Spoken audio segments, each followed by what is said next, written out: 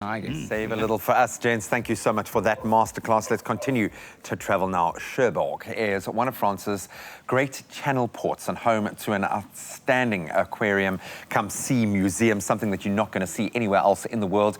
The Titanic even made its final stop here on its fateful journey. And of course, this is now one of the next stops that we have on our brilliant northern tour of Europe. We are seeing the Iberian Peninsula. That is where we've just kind of left now. Where do we go from that stage? There's one port that we're moving through, Vigo, and then Yes, you couldn't have summed it up better. We've now left Lisbon, and as promised, we're now going to see the north coast of Spain in the port of Vigo. This is the seafood hub of the world in terms of export, and they are predominantly famous for their octopus. So I don't think that is something South Africans are very familiar with. We eat calamari, but we don't eat octopus. So I do recommend that you give it a go. And they also have the Seas Islands there that if weather permitting, the sun is shining, it actually looks like you're in the Caribbean with the white sands and the clear waters that they have. And then after that, we will arrive in Cherbourg. And please, people mustn't worry about the Titanic now that you've mentioned it. In retrospect, I don't know why I thought, but it's... We'll move on from that topic. Yes, Cherbourg is amazing. It's on the northern shores of France, and you will see your climate change now as well become cooler, a little bit more gloomy. And it's also known as the shores of Normandy. The first thing we think of Normandy is World War II. Obviously, yeah. And this town or city took a hammering during World War II. And they've actually constructed a massive museum called Musée de la Libération, which is Liberation Museum, showcasing how the locals survived under Nazi occupation. And then, lo and behold, when you leave the museum and you turn around, as you walk out, you get the best view of the city, and you can actually see across the English Channel as well. So a lot of excitement as well in this. This really is starting to stand out as from a maritime experience, because we often, we talk about the destination cities and that's all great, but going on a cruise is to experience the high seas, to experience maritime history and culture as well. I love the fact that we are embracing history in such a way that I think South Africans, we don't know antiquity here. So for us to be able to go to these ancient European cities, to explore the history of even something as close as World War II, something like that in a real time is amazing. It makes it so much more memorable.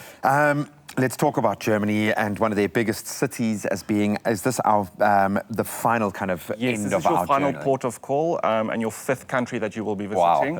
It's the city of Hamburg, and this is the second largest city in Germany. It's also a garden city. It's flushed with gardens and trees. It's absolutely beautiful.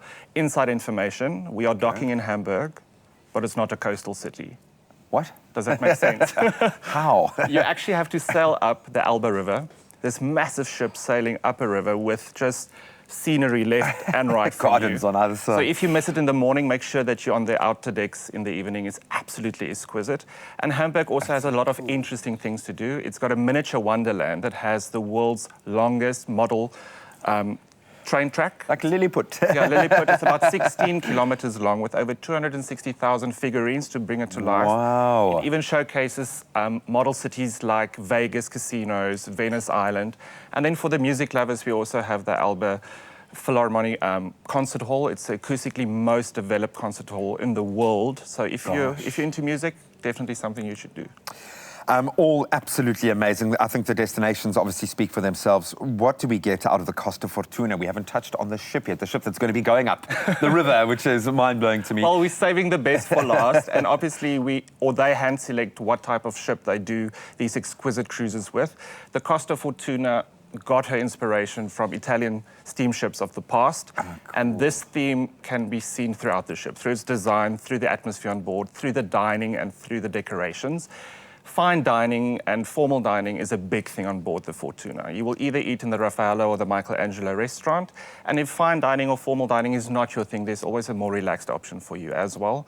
And the ship is just phenomenal. They also say that the motto on board the Fortuna is first class always, and feedback is it's because of the atmosphere on board, the furnishings and the finishes. It's in a class of its own. I mean, you will just come back and say, Tina, it was absolutely amazing. Oh, buddy, I wish I was going to come back and say, Tino, that was absolutely amazing. Out of all of the trips that we've done, this one really seems to have hit something within me. I think to inspire you to explore the world, this is an opportunity that is unmatched. Absolutely beautiful ship, beautiful destinations, Yes. and a ridiculously low price. Just very quickly, what does the price include? The price includes your return flights between Johannesburg and Milan. It then includes your hotel stay in Milan. It includes your transit from Milan to Savona, where you embark on the Costa Fortuner. That includes your 10-night full board cruise that we just went through. And full board meaning all your meals, all your snacks are included, all your onboard entertainment and your onboard taxes. And then it includes your flight from Amsterdam. Remember, that's where you get off. That's the final stop of your cruise, back to Johannesburg. And the price of $27,999 per person sharing is based on the 26th of April departure next year, 2020. And that's it. And if you want to get this incredible collection of destinations and this price, it's available only on that day. So make sure you book right now. You can head over to imaginecruising.co.za or call 0861 777 245. And I suggest you call right now. There is someone standing by to inspire you, just like I've been inspired for this trip that I probably won't be able to do, but maybe you could. So go and enjoy it. Tino, thank you so much. Good to see you.